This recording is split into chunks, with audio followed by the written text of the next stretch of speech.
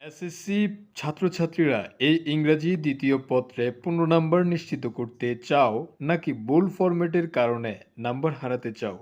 অধিকাংশ স্টুডেন্ট সিভিতে এমন কিছু ভুল করে যার কারণে নাম্বার কাটা যায়।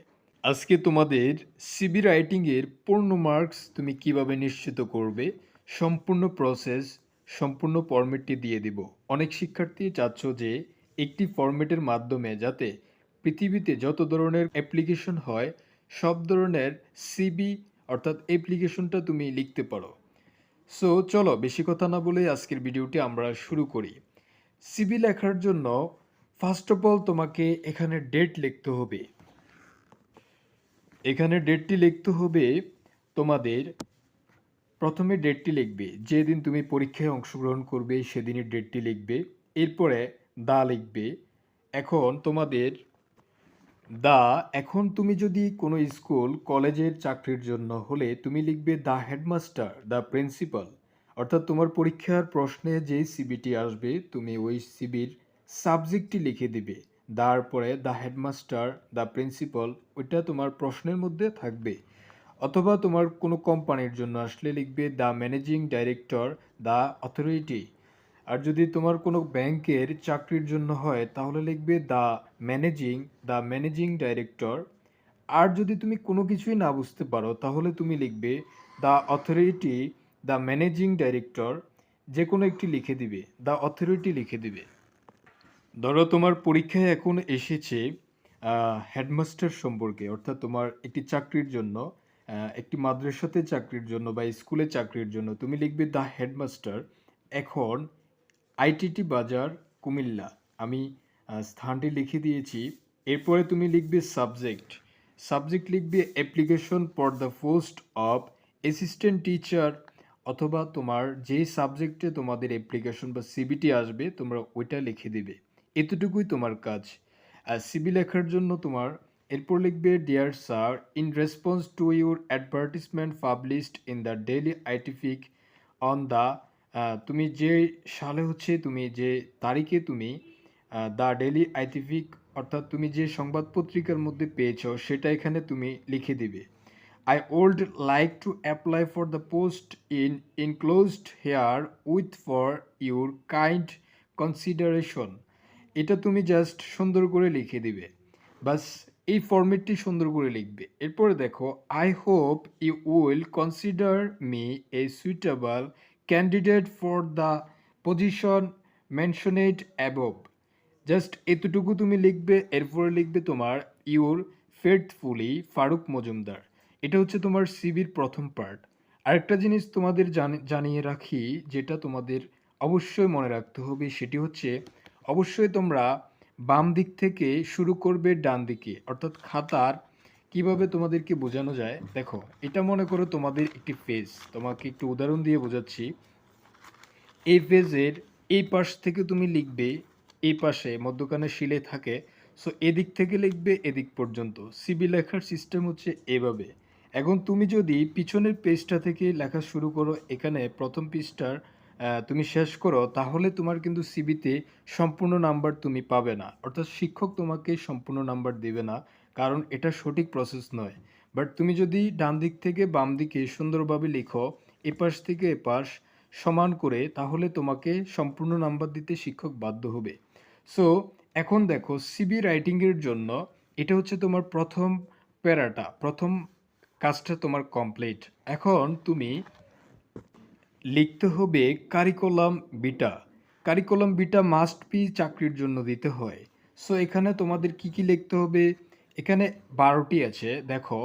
Name, father's name, mother's name, present address, permanent address, date of birth, nationality, national ID card number, registration, marital status, connect number, education qualification, এগুলো তোমাদের কারিকুলাম বিটাকের মধ্যে লিখতে হবে।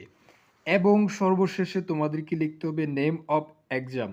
আচ্ছা, এটা তোমরা কি কি লিখবে একটু তোমাদেরকে বলে দিই, এতে করে তোমাদের বুঝতে সুবিধা হবে। দেখো প্রিয় শিক্ষার্থীবৃন্দু, নেমের জায়গায় আমার নামটা এখন লিখেছি, যেহেতু আমি চাকরির জন্য অ্যাপ্লাই করব এবং পরীক্ষায় এসেছে তোমার চাকরির জন্য। সো আমি লিখেছি ফারুক মজুমদার। ফাদার্স নেম মোস্তফা কামাল মজুমদার, মায়ের নাম ফাতেমা বেগম মজুমদার। তারপরে প্রেজেন্ট অ্যাড্রেস 25-1 আটিটি বাজার কুমিল্লা, পার্মানেন্ট অ্যাড্রেস 25-1 আটিটি বাজার কুমিল্লা, ডেট অফ বার্থ 18/6/2004। এখন তোমাদের জন্মসালটা তোমরা এখানে লিখবে, হ্যাঁ, বাকি সব কিছু ঠিক থাকবে।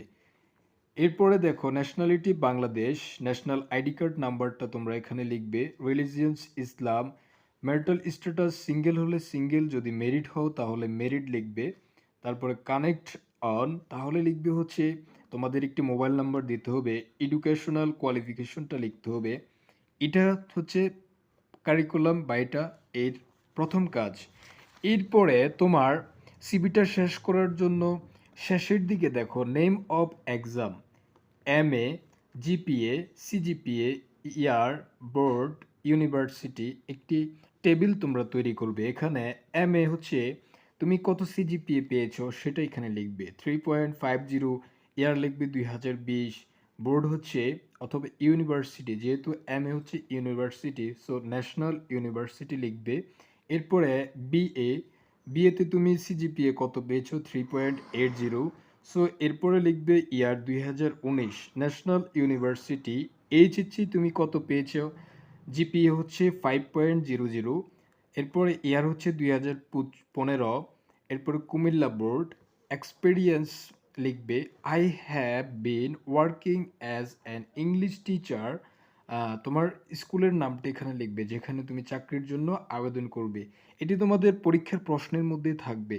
এরপরে তুমি লিখবে reference FM Faruk Majumdar senior teacher, কোন স্কুলে তুমি সিনিয়র টিচার ছিলে সেটা এখানে লিখে দিবে, বা একজন রেফারেন্স হিসেবে অন্যজনকে দিতে পারো যেমন করিম, রফিক, এটা লিখে তোমাদের এখানে লিখতে হবে। এইভাবে তুমি খুব সুন্দরভাবে কারিকুলাম ভিটা এবং হচ্ছে সিবিটা তোমরা শেষ করবে। খুবই সহজ, প্রথম থেকে শেষ পর্যন্ত ডান দিক থেকে শুরু করবে, বাম দিকে শেষ করবে। এটা যদি তুমি লিখতে পারো শিক্ষক তোমাকে সম্পূর্ণ নাম্বার দিতে বাধ্য হবে। আশা করছি বুঝতে পেরেছো।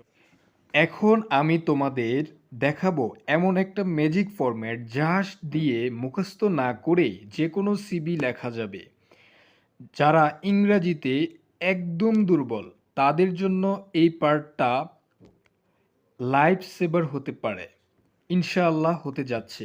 সো চলো আমরা তোমাদেরকে দেখিয়ে দিই। এখন যে সিবি ফরম্যাটটি তোমাদেরকে দেখিয়েছিলাম একটু আগে, সো এই সিবি ফরম্যাটটি তোমরা বুঝছো কিনা অবশ্যই কমেন্ট করে জানাবে। এখানে সাবজেক্টের জায়গায় কিন্তু আমরা বলছি application for the post of, যেখানে তোমার চাকরির জব হবে ওই জায়গাটার নাম তোমরা লিখবে, এটা প্রশ্নে পেয়ে যাবে। এরপরে হচ্ছে deer sir in response two, এখান থেকে স্টার্ট করে তোমরা সম্পূর্ণ এটা লিখে দিবে, এটা কমপ্লিট। এরপর কারিকুলাম বাইটা, এটা যেভাবে ছিল তোমরা সুন্দর করে এখানে লিখে দিবে। এটা তোমাদের প্রশ্নে দেওয়া থাকতে পারে, যদি না দেওয়া থাকে তাহলে তোমাদের ইনফরমেশনগুলো তোমরা লিখে দিবে। এরপরে নেম অফ এক্সাম এটা লিখবে। এরপরে এক্সপিরিয়েন্স আই হ্যাভ থেকে স্টার্ট করে পুরোটা লিখবে, স্কুলের নাম দিবে এখানে, বাস শেষ।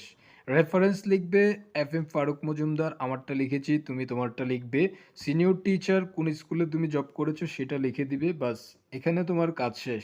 জাস্ট এই যে ফরম্যাটটির কথা এখন বলেছি, ইনশাল্লাহ এটা আমরা প্রয়োজনে তোমাদেরকে টেলিগ্রাম চ্যানেলে দিয়ে দিব অথবা ভিডিও ডেসক্রিপশনে PDF দিয়ে দিব, তোমরা চাও কিনা অবশ্যই কমেন্ট করে জানাবে। আর আজকের ক্লাসটি যদি তোমাদের কাছে ভালো লেগে থাকে এবং ইনফরমেটিভ মনে হয় তাহলে চ্যানেলটি অবশ্যই সাবস্ক্রাইব করে রাখো, যাতে করে পরবর্তী আপডেট আসার সাথে সাথে নোটিফিকেশন পেয়ে যাও। এবং ক্লাসটি ভালো লাগলে লাইক করো, বন্ধুদের সাথে শেয়ার করে দাও। সবাইকে অসংখ্য ধন্যবাদ। আসসালামু আলাইকুম রহমতুল্লাহ।